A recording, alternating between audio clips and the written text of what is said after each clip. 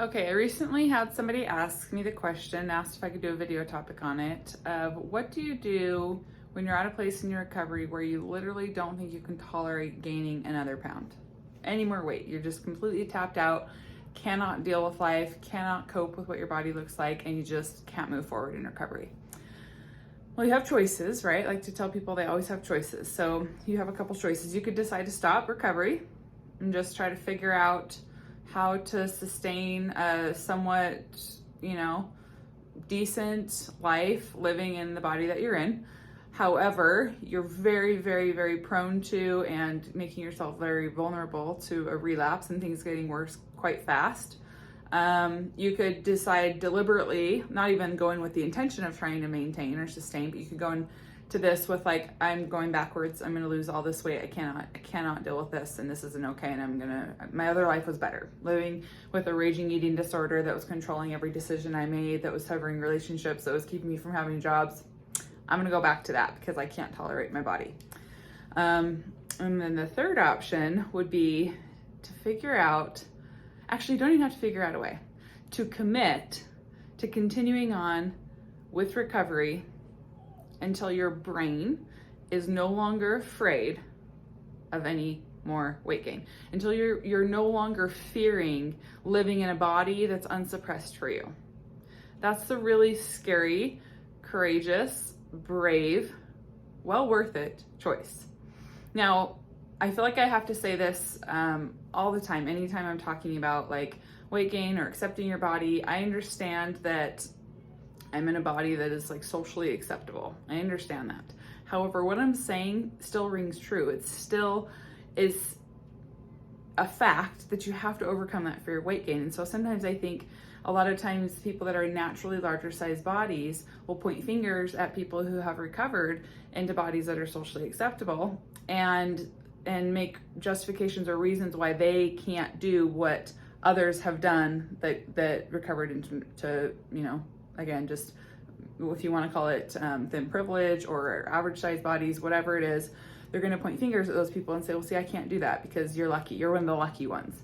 And it's like, but what you have to understand is once you overcome that fear of weight gain, I don't see like someone more lucky than another person. I mean, I guess in terms of like society and the way that maybe you're treated or some of the privileges you have just naturally being in a more average size body, I understand that. But I don't see it as like a hierarchy. I don't see one superior to the other one.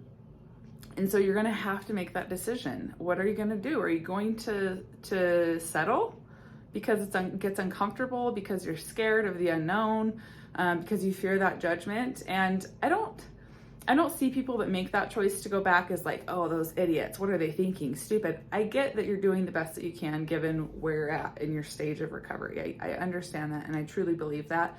There's going to be a point in your life, whether it's now at this attempt at recovery or another one down the future, where you are going to want this.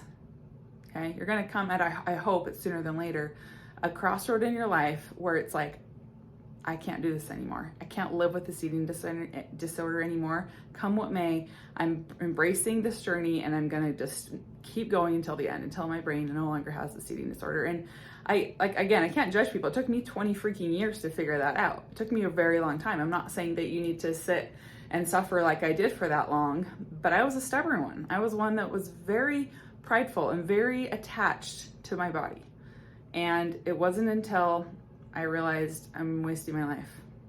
I'm living a half, if that, I'm living a half life. I'm not experiencing joy. This is not my purpose in this life, to live in a suppressed body, to seek approval from other people. That's not your mission either on this world. It is not, I promise you. Okay?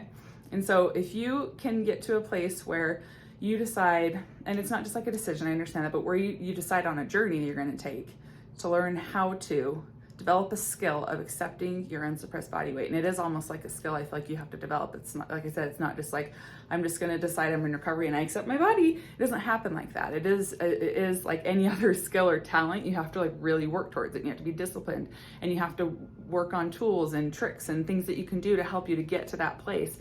And then once you get to that place, you taste the sweetness of just not worrying so much anymore, not obsessing anymore. And that's what real true freedom from your eating disorder is. And so please choose the latter. I really can't tell you I can't tell you enough how worth recovery is in making that brave choice. And if you're worried about what other people think, just know that the people out there that have recovered and know what the struggle is like, especially if you're one that's going to recover into a larger size body, are going to admire the living crap out of you, because those are the brave people out there. The people that are like, you know what, I recognize I'm going to be in a body that's not socially acceptable, but I want my freaking life back and I'm going to do it. Kudos to you. So I hope you make the right choice. All right, have a good day. Bye.